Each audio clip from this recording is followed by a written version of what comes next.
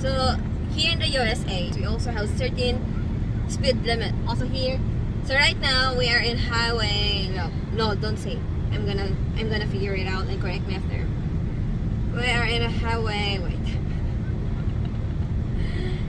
There's a lot of highway here. Oh yeah, it's coming. Oh yeah, we are in highway North 55. Yes, and then I forgot the speed limit. So right now we have 70 miles per hour. Most construction is about 15 miles per hour. But without construction, it is usually 70 miles per hour. Without 65 to 70, it depends. So okay. But most construction zones are at least at 50. It would say it there, but this right here normally is 70 miles per hour.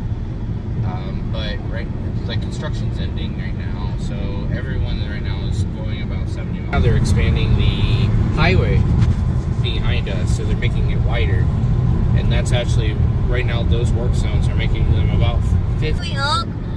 Buffet, and then I asked, ako siyang ipangatanan. Ang atong speed limit is 40, and then we decided to turn it down like 30. It's okay ba nga mag-drive below 40 speed limit instead of 40? And he answered no, because it will cause accident. There is a minimum speed limit. So we need to follow the minimum speed limit. It's okay to drive 50 miles per hour if the speed limit is 40, but not beyond 55, because the cops are going to follow you and they want you to pull over, they want you to stop, they want you to give you a ticket, like that. It works that way. But in the Philippines, no. Yeah, exactly. They don't really care. In the Philippines, I've seen people go about 10 to 15 miles per hour. I've seen people actually drive really slow. They drive tricycles. They drive. And wait, since the tricycle is really slow, some of them are going to the fast lane, which is very wrong. Yeah. Here in the United States, we would have a slow lane and usually a fast lane. Usually because the fast lanes are actually designed to overtake people. I guess that's what you would call it. We don't really call it overtaking here. We just call it passing. But in the Philippines, they call it overtaking.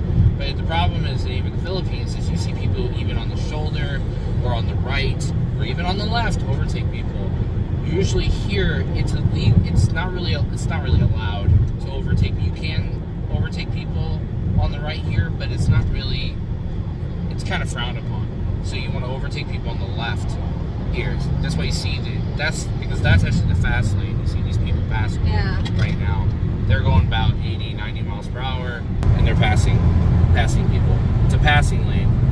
So yeah, if you can say most of them are moving really fast, not really slow, like minimum of 40 speed limits. And right now we are on 70. Right now, yeah, we're going 70 miles per hour. Since the speed limit is, which is about 120 kilometers per hour. If you can see that one, the speed limit is 70. And it says minimum 40. Yeah, and the minimum 40. Yeah, but particularly here we have a minimum speed limit. I actually had a particular incident happen to me yesterday, where an older gentleman was in the fast lane on Highway 40, and he was slowing people down. He was only going about 35 miles per hour. Yes. And he was going really slow. And I came up to him, behind him, and I actually had to get over, but I was waiting for other cars who were already trying to pass him on the right, which is not something that's really, it's kind of frowned upon to pass people on the right. But the fact is that he was in the fast lane, going slower than 40 miles per hour, and then as I finally was able to break free to pass him, because other people were passing me, when I found my way of actually cutting over and passing him, he immediately got over. I watched him in my rearview mirror. He immediately got over, and he almost sideswiped another car that was trying to pass him. Oh no, that was good. Yeah, that was bad. It's really frowned upon. Oh, there's wait, there's a hoops. He probably pulled him over. Okay, speeding. pulled them over because of overspeeding. Probably speeding. Yeah. So that's why we need to drive safely here, and then drive according to the speed limit. And because the cops here are not like in the Philippines that they are just staying in the office. Cops here are very active. They are on the highways. They are going to follow you wherever you go. You cannot hide here. Yeah, exactly. Is the camera pointing at you or pointing at the street? Oh, okay. Yeah. Street. Gotcha. So yeah, I hope ang Philippines nga ni padunta, but I know it's very impossible nga may dabo na since because of the corruptions what are going through in the Philippines. So our president is still busy with some stuff. It's just a regulations there. Like, but the local government cannot do it without the support from the national government. You know? Yeah, I get it. So yeah, so local government not doing like that. And then, but a lot of roads are half finished there. A lot of people they don't have driver's license. That's very true. That's a big issue there. And some of them they can use the vehicle without the seminar. You know? Yeah. Exactly. They are called kamote driver, and I don't want to be that kamote driver. That's why I'm still learning. I'm watching videos stuff in Instagram, YouTube on how to troubleshoot your car. Yeah, I actually talked to It's Me Philippines, you know that guy?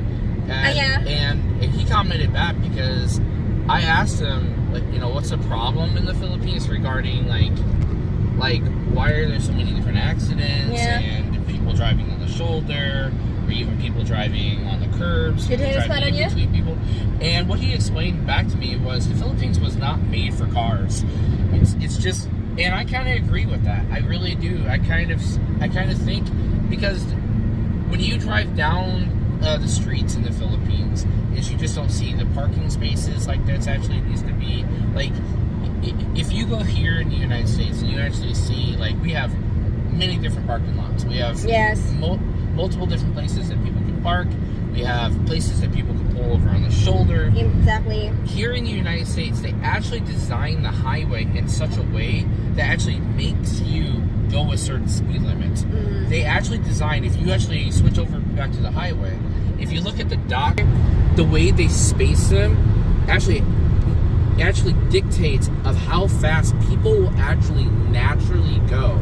The wider they make these lines, the wider they space them apart, the more people feel the ability and the I guess the natural way of them. I guess it helps influence their natural speed. The more narrow the lines are, the more people want to slow down. But the more wider the roads are, the more people want to speed up. Exactly. By like a natural, it's just like a natural instinct, I guess that's how they do it. And they do it on purpose that way. So all of our roads are articulated in such a way here that they actually force people to go a certain speed, which is pretty cool. It's a really unique way of designing that. And then we even have reflective signs. We have reflections all around. We have all the buildings and everything. It's really easy to see at night here compared to the Philippines. That's one thing I've noticed, you know? Yeah, I know that. Yeah. So just a lot of things, like, if I understand that people call the Philippines like a third world country. I don't know if that's the right terminology, but just in general, if the Philippines took better care of the way they design their roads, there would be far less accidents in the Philippines. If they actually created shoulders, if they actually bought off the land and actually allowed people to pull over, if they gave way, people wouldn't have to deal with it. Like we were in Cagayan de Oro in the Philippines, and the one gentleman that was taking us to our prenup video shoot, he wanted to get a ticket from turning wrong. Yeah, to do an illegal U-turn. Well, okay. Well, one thing you do here in the United States is they have actual specific U-turn lanes. If they would actually create something like that in the Philippines, we have also, but it's very seldom. It was because of the traffic. Yeah. And people is very impatient, and you want to turn away. Or exactly. You turn anyway. But that's where you design the town in such a way where people have that access. Yeah. I'm just saying like that. That's why they have, even though like Manila, I don't know how like Makati and Manila is and everything, but it seems like even though there's a lot of traffic there, for me it seems like it is a built up city. And I have seen, we've never been there, but I've seen like the way they built the traffic there. It seems like people do pay attention to that kind of street, to those streets. Mm-hmm. But if they started developing the cities in such a way and fixing those outlets and those markets, the strip malls in the Philippines, and the way they constructed the roads, instead of just, sorry to say, but if they stop half-assing them, then they would have far less accidents. Here, especially in the state of Missouri, I've seen them dynamite all of these roads out. That's why we got all these cliff edges out here, because they actually create these roads in such a way to cause them not to be like big windy roads here. To make it straight. To make it straight, not make them narrowed, to allow people to give them way. They design all of these multiple different, these are interstate highways. You have 1, 2, 3, 4, 5 lanes here right now. It's because they know 5 lanes, yeah. Yeah, because they actually know that during rush hour this will get full. So exactly. to actually to kind of fight against So we are still in the highway traffic. Yeah. in Highway 55. Yeah. Yeah, to actually fight against the traffic. To fight against what's going on here, instead of keeping them narrow. I know they've created some regulations in the Philippines to expand some of to expand the roads, and it takes time. I know things take time. It takes time. Yeah, things take because time. Things will run slower. The government likes to get the portion before they go start the project. Exactly. So I know that things just take time, but they need to put emphasis on actually getting those things done. Yeah. Actually putting an effort to getting those things actually fixed. And sorry to say, but it's not always on the government to do those things. It just takes, I've told Joanna this, it takes one individual, one Filipino, or even an American, but it takes one individual to fix the nation. Yeah. It doesn't have to be completely on the government. The government doesn't always have to help. It just needs to be one particular person that wants to fix that issue. And if one person puts an effort toward fixing that issue, a lot more people benefit off of that. That's the one thing that I think we have here, is because even though the government owns these highways, they still give people here access to repair these roads. It's not just the city that's responsible for these roads. Joanna's noticed this, but we even have certain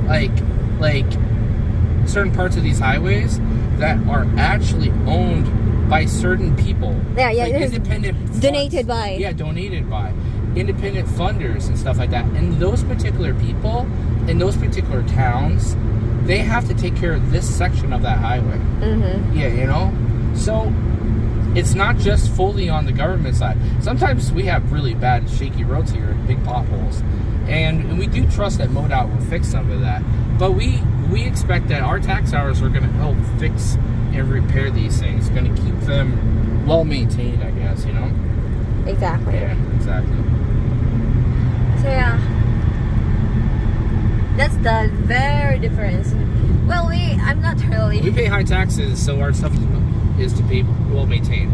They're like, we don't think we should be paying government taxes. Well, honestly, if you started paying government taxes, you get more free stuff. That's one thing I've even noticed about the Philippines too. Like, the main reason why they don't pay a lot of taxes, but then if you want to go to a park, or if you want to go to this little area that's like a little resort, or just little garden areas, or things that should be like a public park, a public access, they charge you for accessing them.